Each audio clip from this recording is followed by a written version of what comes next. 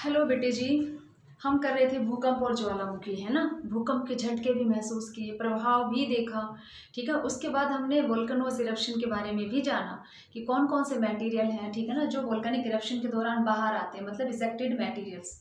ठीक। अब बेटा जी देखिए, उसके बाद हमने टाइप्स भी किए थे कि ऐसे भी आपके वोल्केनोज या ज्वालामुखी है, ठीक है ना, जो एक्टिव हैं। एक्टिव मतलब थोड़ा बहुत जिनके अंदर से उद्गार होता रहता है, धुआं राख थोड़ी बहुत जिसमें निकलती ही रहती है, ठीक है ना। एक ऐसे थे जो कुछ समय के लिए सो जाते हैं, पर अचानक सडनली उनके अंदर एक्सप्लोजन होता है, विस्फोट होते हैं, जो हमने सेकंड किया था डोरमेट। और एक ऐसे भी थे बेटा जो परमानेंट चले गए हैं, सो गए हैं हमेशा के लिए, है ना। तो वो आपके थे बेटा आपका थर्ड, ठीक है ना, जिसमें हमने किया था एक्सटिंक्ट वोल्केनोज या डेड। ठीक। अब देखिए, जैसे आपके रिवर्स हैं बेटा, आपकी विंड है या आपके ग्लेशियर हैं, या आप कह लीजिए आपके ओशन वेव्स हैं, ये सब डिफरेंट लैंडफॉर्म्स हैं वो बनाती हैं, ठीक है। जिन स्थानों पर आपकी नदी है, तो नदी माउंटेनियस एरिया से और जब तक वो सागर में मिलती है, ठीक है ना, जहाँ वो डेल्टा बनाती है वहाँ तक रास्ते में हर जगह बहुत सारे लैंडफॉर्म्स बनाती है, ठीक है ना, डिफरेंट फीचर्स हैं। ऐसे ही आपकी विंड जो है, पवन जो है बेटा, वो भी ऐसे ही क्रिएट करती है, वो भी बनाती है, इरोशनल भी होती है, डिपोर्शनल भी होती है। तो वो रेत से बनाती है, ठीक है ना। कहीं पर इरोशनल वर्क करते हैं, कहीं पर उसे जमा देते हैं, मतलब दोनों का कि बैलेंस चलता रहता है। ठीक। ऐसे ही आपके ओशन वेव्स भी हैं, जो तट पर रेत छोड़ जाती है, तो उससे भी आपकी तरह तरह की आकृतियां बनती है बीच पर। ठीक। तो बेटा सेम ऐसे ही आपके जो वोल्केनस इरप्शन है, तो उसमें जो बाहर आता है मेन चीज क्या होगी बेटा, लावा, है ना। जो हॉट या मेल्टेड जो मैग्मा होता है in the form of lava, जब वो बाहर आता है, तो उसी लावा के कूल और डिपॉजिट होने से, मतलब ठंडा होने पर जम जाने से जो शेप बनती है, वो आपकी बेटा हो जाएंगी वोल्केनिक लैंडफॉर्म्स, जिन्हें हम ज्वालामुखी भूदृश्य या भूस्थलाकृतियां कहते हैं। धरातल की बात कर रहे हैं कि अंदर से बाहर आ गया लावा, और लावा ठंडा होने के बाद जम जाता है, उसके जमने से जो शेप बनी है, जो आकृतियां बनी है, हम उनकी बात करेंगे बेटा। ठीक है, बनाना शुरू करते हैं। तो हम फर्स्ट देखिए, ऐश और सिंडर कौन, राख या सिंडर शंकु जिसे कहा जाता है। तो सिंडर जो है बेटा, यहाँ पर ये क्या है, देखो, जो लावा बाहर आ रहा है, द वोल्केनिक मटेरियल, ठीक है ना, cools down quickly in small solid pieces, छोटे छोटे टुकड़ों के अंदर वो जम जाता है। मटेरियल कौन सा, लावा ना मेन, ठीक है ना, उसी को बेटा सिंडर्स कहा जाता है, ठीक है ना। इसमें आपके ऐश मतलब राख भी होती है, ठीक है ना, राख भी, या हमने की थी सॉलिड लिक्विड, हर मटेरियल आता है। पर हम जब सिंडर कोन की बात करते हैं या सिंडर शंकु की या राख की बात करते हैं, तो इसमें मेन पार्टिकल्स लावा के साथ बेटा आपके किसके हैं, ऐश के हैं।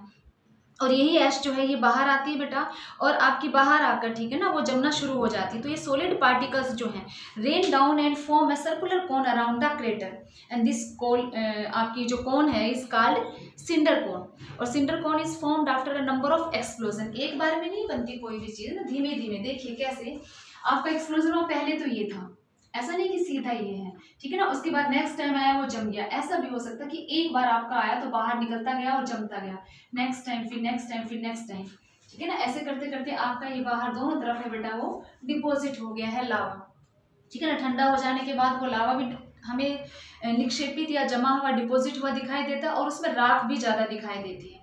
तो इस प्रकार का जो आपकी शेप बनती है लावा से या राख से बेटा, उसी को कहा जाता है आपकी ऐश और सिंडर कौन, राख अथवा सिंडर शंकु, अथवा भी और मैंने नहीं डाला बेटा, समझदार हो मेरे बच्चे ना। नेक्स्ट देखिए, ठीक है ना, इसी में आगे देखिए, ए circular cone around the crater. Crater कौन सा, ये हमने बात की थी ना कि आपकी जो निकास नलिका है, वेंट जो थी या नेक जो थी, इसमें से बाहर जो आपकी सोशल की शेप में या फिर जो आपकी फनल शेप, कीप की शेप की थी बेटा, इसी को ही हमने कहा था क्रेटर, या हिंदी में हम इसे कहते हैं वीवर। भूलना कुछ नहीं, याद रखते रहना हर चीज में। तो जो क्रेटर जो है हम जो बात कर रहे हैं, देखिए ये इसके चारों तरफ, ठीक है ना, क्रेटर के चारों तरफ है, ये ऐसे ही सिंडर है वो फैल जाते हैं, तो कौन शेप बन जाती है, इसलिए हम इसको सिंडर कौन कहते हैं। सिंडर क्या है, वो मटेरियल, ठीक है ना, छोटे छोटे जो कण है, उसमें राख भी है, उसमें लावा के भी है। ठीक। ऐसे ही नेक्स्ट देखिए, एसिड, लावा, कौन और डोम, ठीक है ना। एसिड क्योंकि इसमें अम्ल की मात्रा जो है वो मेन होती है, ठीक है, और डोम मतलब गुम्बद की तरह। तो सबसे ज्यादा बेटा इसमें सिलिका होती है, और सिलिका जो जिसमें ज्यादा होता है वो चिपचिपा और गाढ़ा होता है। और याद करो, मैंने आपको ये बताया था कि स्पीड जो है आपकी लावा की, वो डिपेंड करती है आपके जो स्लोप है, उस स्लोप के ऊपर। दूसरा वो मटेरियल है वो किस प्रकार का है, कितना गाढ़ा और कितना पतला, ठीक है ना, कितना ज़्यादा वो लिक्विड है या उसमें लिक्विड के साथ में और मटेरियल है वो किस प्रकार का है, उस पर डिपेंड करता है ना बेटा। गाढ़ा होगा तो उसकी गति धीमी होगी, वो स्लो स्पीड से आगे बढ़ेगा। और अगर बेटा वो लिक्विड ज़्यादा मतलब ज़्यादा पतला है तो वो फास्ट स्पीड से तुरंत नीचे आ जाएगा। तो यहाँ भी वही है, आप यूँ लगा लो कि अगर मोटे को कहो दौड़ने के लिए, ठीक है ना, और वो दौड़ने के लिए जाए तो वो पीछे रह जाएगा और उसका सांस फूलना शुरू हो जाएगा, थुलथुले आदमी है ना। और अगर पतले को कहो तो वो बहुत तेज स्पीड से चीता की तरह आगे दौड़ता चला जाएगा। तो वैसे ही यहाँ पर भी लावा के लिए इसमें क्या होता है बेटा, डोमिनेंस ऑफ सिलिका।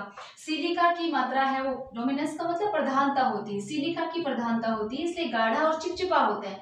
अब अगर ये गाढ़ा चिपचिपा है तो ये तुरंत नहीं फैलेगा ना, इसलिए देखिए ये लावा जो ये deposits near the neck immediately after explosion, कि विस्फोटन के तुरंत बाद बेटा, नेक कौन सी होगी आपकी, ये वाली थी ना, हम इसकी बात कर रहे थे। नेक, नेक के बाहर आते ही जमना शुरू हो जाता है, मतलब बाहर निकला और यहीं जम गया, फिर धीमी धीमी गति से आगे आता है तो यहीं जमता है, फिर ये धीरे धीरे धीरे धीरे नीचे खिसकता है। तो जो शेप बनती है ये गुंबद के आकार की होती है, ठीक है ना, जैसे आपके यहाँ चौर गुंबद है, ठीक है ना, तो गुंबद का ऊपर का हिस्सा कैसा होता है, वो हाफ सर्कुलर मतलब गोला, गोले के आकार का। तो ये इस तरह से जम जाता है क्योंकि वो गाढ़ा था, इसलिए वो यहाँ है और यहीं डिपॉजिट हुआ, फिर धीरे धीरे धीरे धीरे नीचे खिसकना शुरू होता है।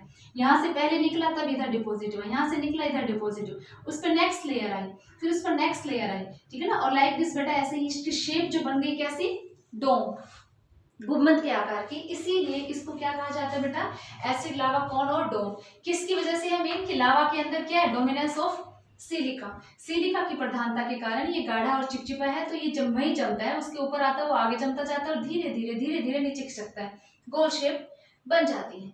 ठीक है, कम टू द नेक्स्ट। देखिए बेसिक लावा कौन और लावा शील्ड। अब देखिए इसमें पैथिक लावा शंकु या फिर आपके लावा शील्ड की तरह ये दिखाई देते हैं।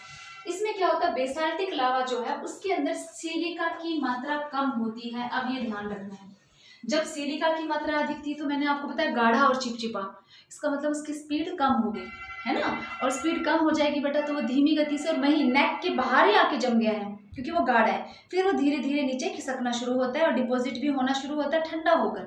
ठीक, अब जिसमें सिलिका की मात्रा है वो कम है तो इसका मतलब वो ज़्यादा लिक्विड, ज़्यादा पतला है।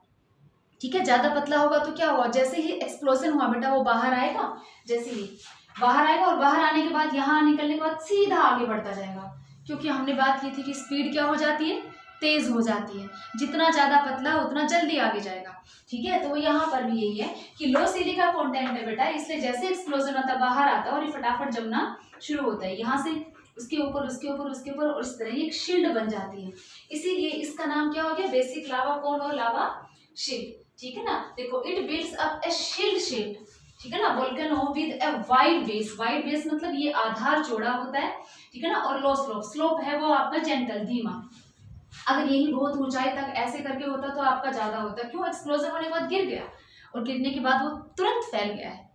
ठीक है ना, अगर वो गाढ़ा होता तो वो वहीं जमेगा, फिर उसके ऊपर लेयर। अब नेक्स्ट देखते बेटा, कंपोजिट कौन, ठीक है ना, जिसे मिश्रित शंकु कहा जाता है। मिश्रित का मतलब बहुत सारे हो गए ना, जैसे हमने स्टार्टिंग में जब लिया था आपका वोल्केनो इरप्शन, तो मैंने आपको बताया था उसके साइड में आपके छोटे छोटे सेकेंडरी कॉन भी होते हैं।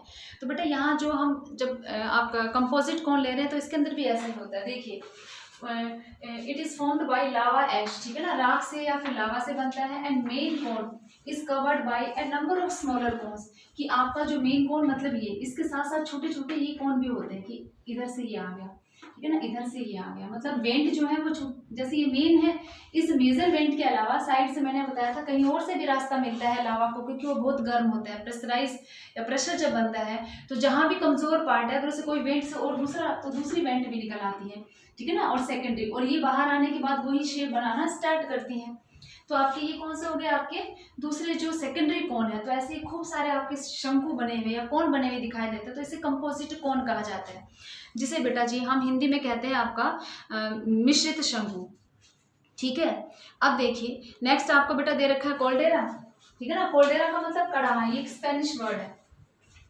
वहाँ उस आपकी जो स्पेनिश जो लैंग्वेज है बेटा, उसके अंदर इसका मतलब जो है स्पेन की भाषा में इसका मतलब कड़ा होता है। और जब ये कब होता है, जब अचानक बहुत तेज सडनली विस्फोट मतलब एक्सप्लोजन होता है, तो एक्सप्लोजन के कारण पहले ये पार्ट होता है और एक्सप्लोजन के कारण ये सारा उड़ जाता है। मतलब जब पहले आपके इन वेंट से एक्सप्लोजन हुआ था, आपका ज्वालामुखी इरप्शन वोल्केनिक इरप्शन हुआ था, ज्वालामुखी उद्गार हुआ था, तो उद्गार के कारण ये यहाँ तक आई थी और ये शेप बनी थी। ऐसे ये भी यहाँ तक आई थी और ये शेप बनी थी। तो मतलब पहले ये था आपका मेन कोन, ठीक है। फिर ऐसे ही आपके देखो दो वेंट, जैसे हमने कहा कि यहाँ कई हो सकती है मोर देन वन, है ना। तो जब इन दोनों में ऐसे ही कभी बहुत हॉट मैग्मा और जब प्रेशर के साथ बाहर आता है तो आपका वो तेज सडनली जो एक्सप्लोजन होता है, तो कई बार उस एक्सप्लोजन के कारण ये पूरा पार्ट है उड़ जाता है, ठीक है ना, दूर गिर जाता है। तो ये सारा हट गया, अब ये खाली है। और ये हट जाने के बाद ये जो शेप बनती है, अब ये हट जाएगा बेटा, तो ये जो शेप बनती है इसी को कहा जाता है कॉल्डेरा, ठीक है ना, जो कढ़ाई की आकृति के अंदर बन जाता है, तो वो आपका कॉल्डेरा हो गया, ठीक है। अब देखिए इसमें भी आपका है, देखिए has a number of smaller vents and contains a large crater lake. Crater lake कब बन जाएगी, जब उसके अंदर पानी भर जाएगा और ये नीचे रुक जाएगा, तो पानी भर जाएगा तो वो काफी किलोमीटर वाइड हो गया है, ठीक है। वोल्केनिक प्लग जो है इसे डॉट भी कहा जाता है। Formed by the solidification of lava, जो भी आपका इजेक्टेड मटेरियल आ रहा है, तो मेन तो लावा हो गया बेटा।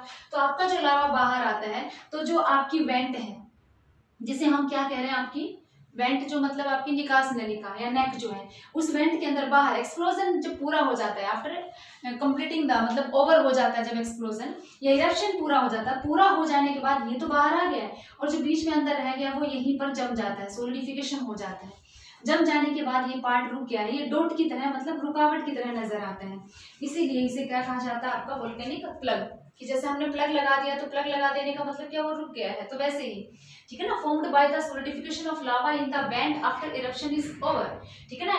तो आपका क्या बन गया, ये डॉट शेप के अंदर कि ये डॉट बन जाता है, उसको रोक देता है। तो ये बेटा आपका था कौन सा, वोल्केनिक आपका प्लग, ठीक है। इसके अलावा बेटा आपका एक और बनता है फ्लड बेसाल्ट प्रोविंसेस, जो है फ्लड बेसाल्ट मतलब उसी का ही आसपास वाले एरिया में अलावा बहुत दूर तक स्प्रेड हो जाता है, फैल जाता है।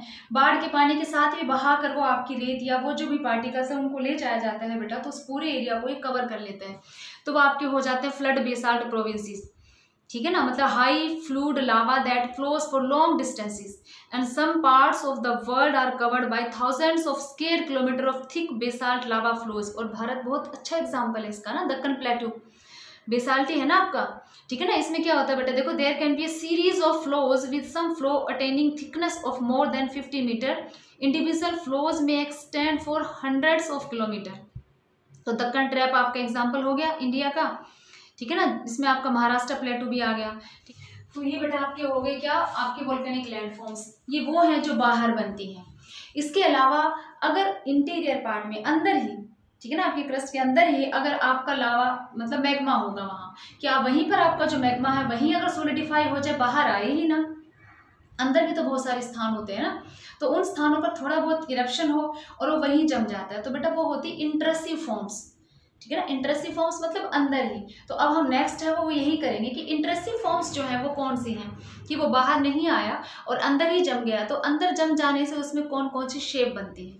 ये तो हो गए आपके लैंड फॉर्म्स, ध्यान रखना ये लैंड फॉर्म्स। और जब इंट्रसिव आ जाता है तो अंतर्वेधी आकृतियां, तो आपके उसी वोल्केनोज जो है उसमें जब अंदर कहीं पर भी आपका मैग्मा जो है वो जम जाता है, मतलब कूल डाउन एंड सोलिडिफाई, ठीक है ना, और फिर वो आपकी फॉर्म करता है डिफरेंट शेप्स, अलग अलग आकृतियां, तो उनको हम इंट्रसिव फॉर्म्स कहते हैं, मेड बाय वोल्केनोज।